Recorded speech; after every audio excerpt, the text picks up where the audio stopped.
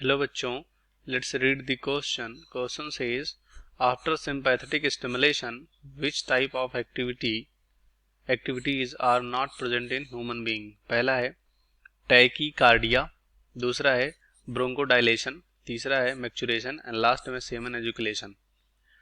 तो यहाँ पर अगर समझें हम इस क्वेश्चन का की कॉन्सेप्ट देखें, की कॉन्सेप्ट, तो की कॉन्सेप्ट में हम लोग यहाँ पर डिस्कस क्या करने वाले हैं, यहाँ पर डिस्कस करने वाले हैं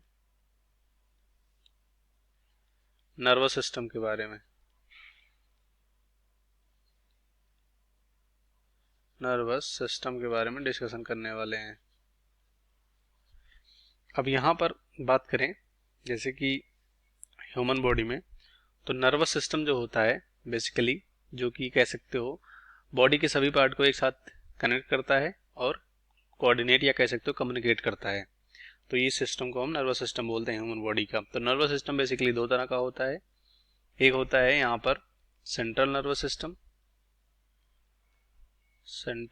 सिस्टम, और दूसरा होता है यहाँ पर पेरिफेरल नर्वस सिस्टम, सेंट्रल और पेरिफेरल नर्वस सिस्टम। सेंट्रल में यहाँ पर ब्रेन आएगा, जो कमांडिंग कह सकते हो सिस्टम होता है, और स्पाइनल कॉर्ड आएगा, स्पाइनल कॉर्ड। पेरिफेरल में यहाँ पर पेरिफेरल फर्दर डिवाइड होता है। पहला यहाँ पर होता है ऑटोनोमिक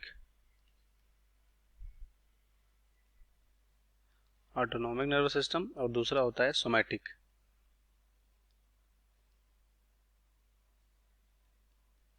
तो जो यहाँ पर ऑटोनोमिक होता है, ये कह सकते हो जो इंटरनल एक्टिविटी ऑफ यहाँ पर कह सकते हो ऑर्गन एंड ग्लैंड के होते हैं, ये इनका फंक्शन होता है। और सोमैटिक में जो भी कह सकते हो स्किन और मसल्स कह सकते हो, यहाँ पर एक्सटर्नल एक्शन होता है स्किन मसल्स का, वहाँ पर ये परफॉर्म होता है।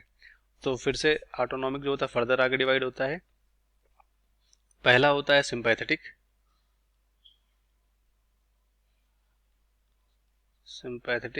और दूसरा होता है पैरासिम्पैथेटिक। ये यहाँ पर आगे फर्दर डिवाइड हो जाते हैं। तो जो यहाँ पर कह सकते हो सिंपैथेटिक होता है, ये कह सकते हो फाइट और फ्लाइट के लिए होता है, मतलब फाइट और फ्लाइट यानी अलर्टनेस के लिए होता है ये। तो इससे हार्ट बीट, ब्लड प्रेशर ये सब इंक्रीज करते हैं। और जो पैरासिम्पैथेटिक होता है काल्मिंग नेचर का होता है, रेस्ट और डाइजेशन के लिए काल्मिंग नेचर का होता है। तो इससे जो भी हार्ट बीट, ब्लड प्रेशर है, ये सब डिक्रीज करते हैं। तो यहाँ पर हमने ये देख लिया।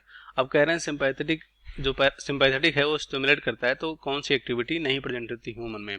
तो सिंपैथेटिक क्या करता है, अलर्टनेस लाता है, मतलब यहाँ पर सभी चीज़ें, ब्लड प्रेशर, हार्ट बीट, जो भी चीज़ें होंगी, रिस्पायरेशन रेट, ये सब इंक्रीज करेगा। तो सिंपैथेटिक का यही फंक्शन होता है। तो जो भी इंक्रीज करेगा वो इसका फंक्शन है, और जो डिक्रीज करेगा वो इसका फंक्शन नहीं है। सिंपल है यहाँ पर। तो पहला देखते हैं।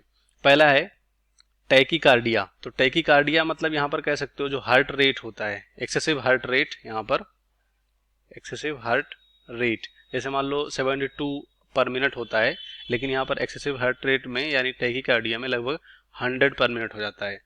तो ये इसमें हार्ट बीट इंक्रीज कर रहा है, तो ये सिंपैथेटिक स्टिमुलेशन की एक्टिविटी है, तो ये गलत होगा।